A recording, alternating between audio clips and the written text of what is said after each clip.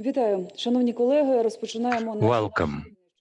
Dear colleagues, we begin our regular weekly briefing on how the humanitarian demining by pyrotechnical units of the Ministry of Internal Affairs. I will also brief you on the project 100 Days of War. One of the major challenges that Ukraine is still facing and what the Ministry of Internal Affairs, National Police and National Guard of Ukraine are part of. The pyrotechnicians risk their lives to dispose explosive ordnance, thus clearing up the territories of the settlements where people are returning to their homes in spite of the fact that hostilities are still raging on. I would like you to urge to remember that the full-scale invasion that started on the 24th of February, our ministry has set up an across-the-board project called 100 Days of War. We have selected the most momentous developments crying for sharing. And this project has been joined by the Culture and Information Policy, Ministry of Economy, the Ministry of Community and Territorial Development, and the Ministry of Education. And of course, the stories, photo and video have been shared by different media outlets and the active citizens who have something to tell in terms of their own personal lives and the lives of their cities. Our department has processed this information and it is available on our official website, where you see the information starting from the first day of war for us to never forget what has been going on. Now let us switch over to the major topic. We realize that today about 270,000 square kilometers must be cleared, including the occupied territories. The Ministry of Internal Affairs realizes that the primarily operational demining must take place for people to go back to the peaceful life, and relevant services are also engaged in these activities. And it is important to be aware on the steps. First of all, the rationale is that in the occupied territories, we demine the roads leading to these liberated settlements, the surrounding territories at the households, and the facilities of the critical infrastructure in the settlements. We also demine the territory nearby the settlements. After that, we will see the demining of the fields, forest belts, and water reservoirs. The primary objective by the ministry has been set up to have within 1 year territories demined. But let me stress that 1 year means after all the hostilities have ceased in all the territories of Ukraine, so that we don't confront a situation when a settlement has been cleared up, then it was shelled again, and we face quite an ambitious goal to conduct primarily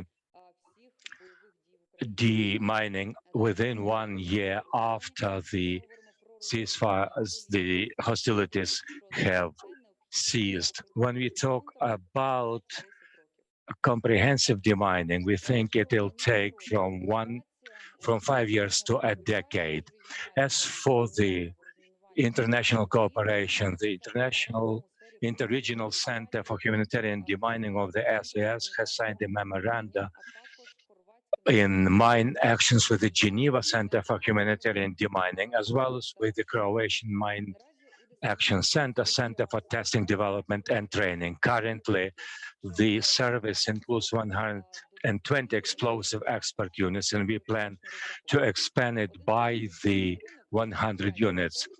One pyrotechnic squad consists of 5 explosive experts and 3 vehicles, an armored vehicle, technical vehicle, and a vehicle for personnel transportation. As for the pyrotechnics, currently, The SEC includes 600 explosive experts, and by the governmental decision, we will see additional 400 specialists and experts. In order to have them train those that have or will join our forces on the basis of the Interregional Center for Humanitarian Demining and Rapid Response, we have set up additional trainings and training courses.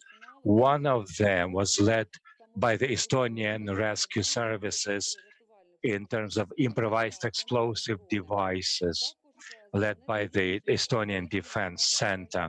As for the non-technical survey within the framework of the OCC International Technical Assistance Project of the development of Ukraine's mine action capacity, another activity is led by the Danish Refugee Council and the Danish Demining Group. They have conducted a training on humanitarian demining. Currently, we can talk about the full-scale activities by the SES. Perhaps one of the most meaningful project is, as of today, and we are mindful that we are talking about the period since February 24, 2022, pyrotechnic units have been involved in 16,800 operations with the detected, removed, and disposed thousands of explosive ordnance, including 1,900 aerial bombs. And since the beginning of the war, we have surveyed an area of more than 61,000 square hectares. We are talking about the period since February 24. Over the last week, the pyrotechnic units have carried out 724 operations with detected, removed, and disposed more than 4,000 explosive devices, including 6 aerial bombs. We have surveyed an area of more than 22 hectares. Currently, pyrotechnics are actively working on the lakes and rivers. In most reservoirs in Kyiv, Kharkiv, Sumy, and Chernihiv region, and I stress that point, it is dangerous to swim because of the presence of the explosive devices. Local authorities will determine very peculiarly whether it is possible to take a dip in particular bodies of water. And we urge Ukrainians to remember that it is dangerous to take a dip in the unsearched areas. We understand that you have a great time in the summertime, but it is dangerous, as well as it is dangerous to go to forests. In the forest, you will see notice that the territory is mined. I urge you to take care of yourselves. Let me also remind you of the criminal liability for illegal storage of explosive and weapons, including the captured ones. This is all I have to share with you. I stand ready to answer your questions. Welcome, Andriy Svetina from the Ukrinform service.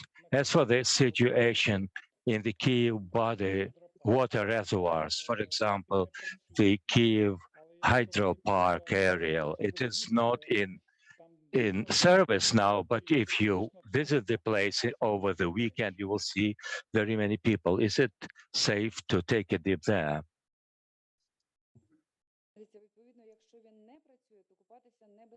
If the area is not effective, it is dangerous to swim there.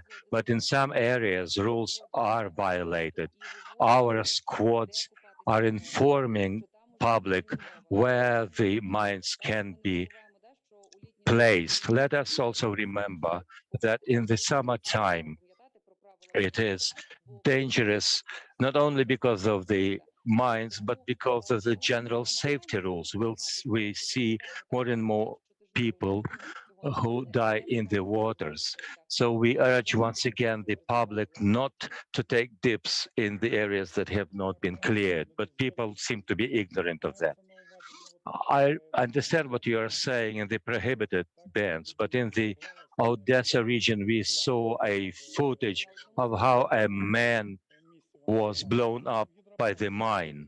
But I'm talking about the Kiev city. We didn't see active hostilities here. People are swimming. Is it dangerous or not? One should keep all the safety rules effective. The water can be contaminated, and it is, of course, not safe to take a dip there. If I have to say yes or no, my answer is no. Ukrainian radio, what is in stake for people who take risk not only when they go to the rivers or water bodies, but go into the fields that are likely to be contaminated. Sometimes you cannot see them in the high grass. And whether you know about the instances how people were blown up by the anti-personnel mines, how many of that ordnance is still lying in the Ukrainian soil? I think the answer is self-evident. It is very dangerous where the mines have been played. You are either maimed or you will die. In the best of circumstances, you will be maimed and your limbs will suffer, but in the worst case scenario, you're dead. Are you meaning the Ukrainian legislation? Not at all. I am asking whether our pyrotechnicians have been successful in clearing up the lands.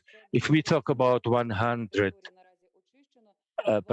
clearance, in Kiev region, we have 80% of the land reclaimed and surveyed. If you go in the in the Kiev regions, you will see the signs, mind danger. So 80% of the Kiev region territory have been cleared, 20% still remains uncleared.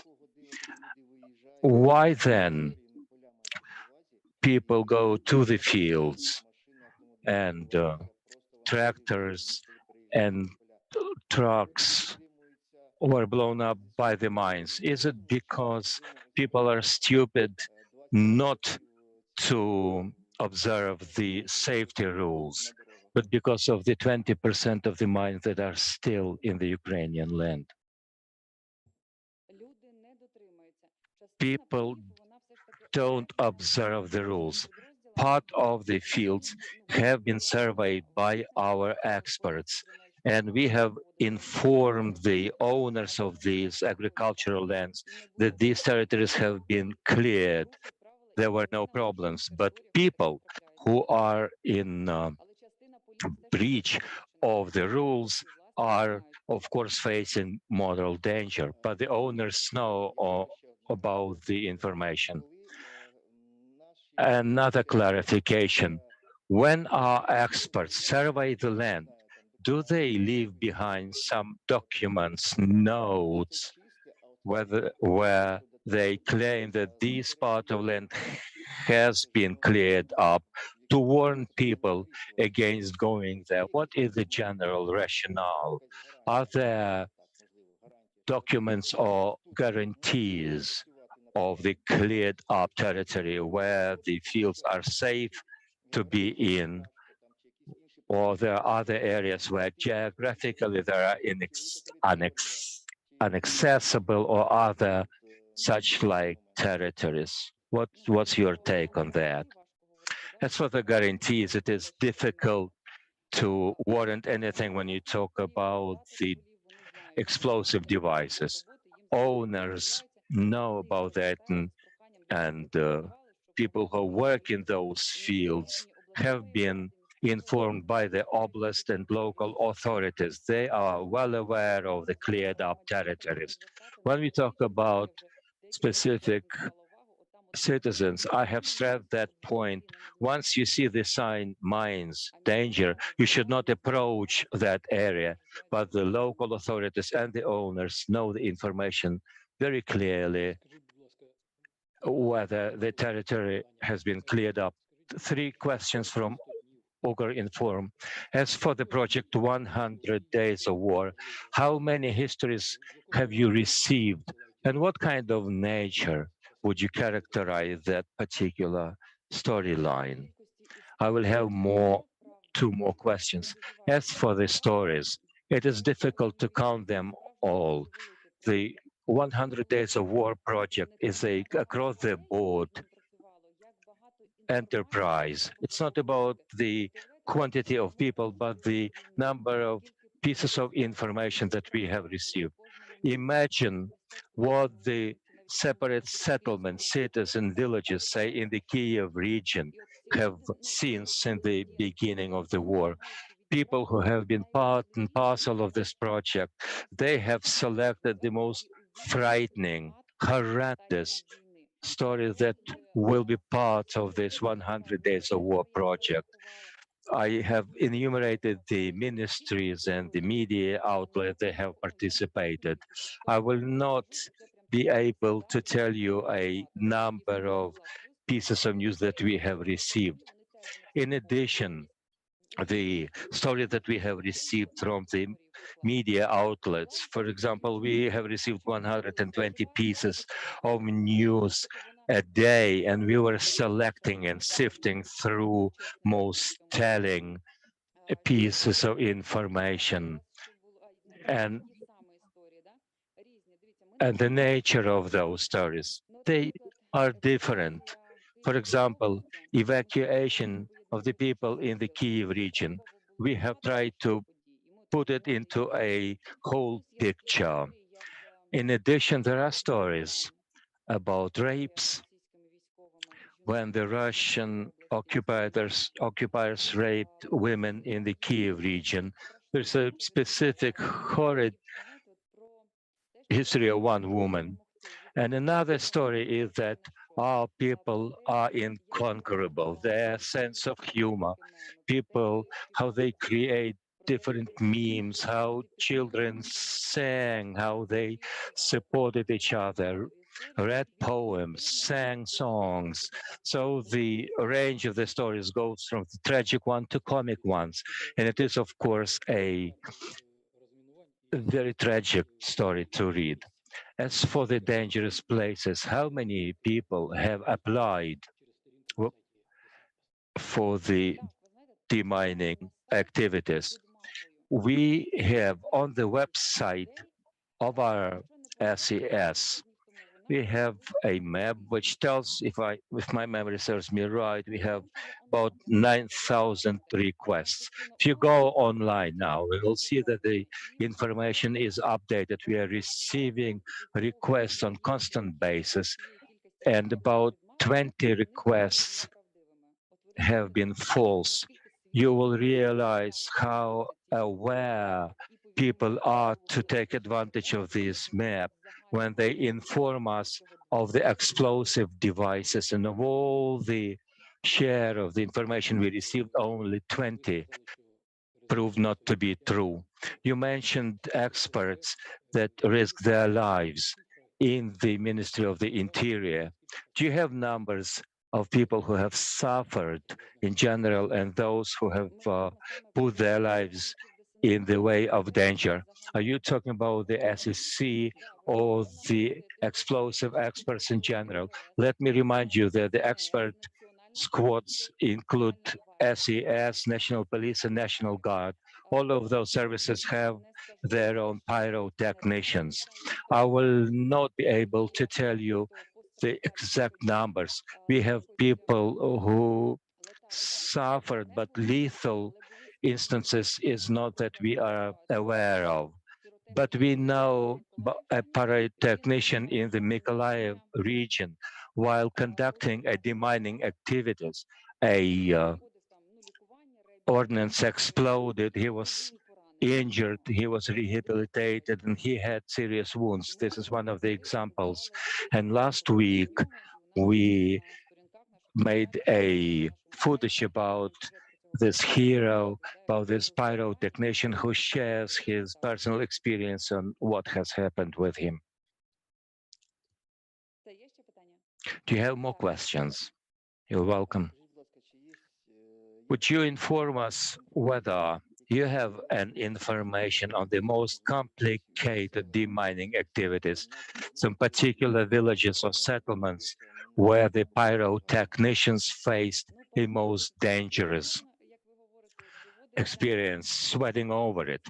Sweating over it, as you put it, is something they do on everyday basis. It's not that they are having a walk, see something, and they start demining. It's not that. It's a very effort-taking experience. You know, there are some traps, and they're aware of that when they start demining one mine, and another mine explodes. We have also come into the know of this so-called paper glasses, a very intricate system of mining. So in general, the situation is very dangerous. We put all of those ordnance together to explode them. Sometimes it doesn't work. It's again a life-threatening situation when you have to check this pile of ordnance that was supposed to be exploded up. This is also very dangerous instances. You know, every instance is life-threatening for our experts. We have also a woman, female expert who weighs about 50 kilograms, which is equivalent to some of the ordnance.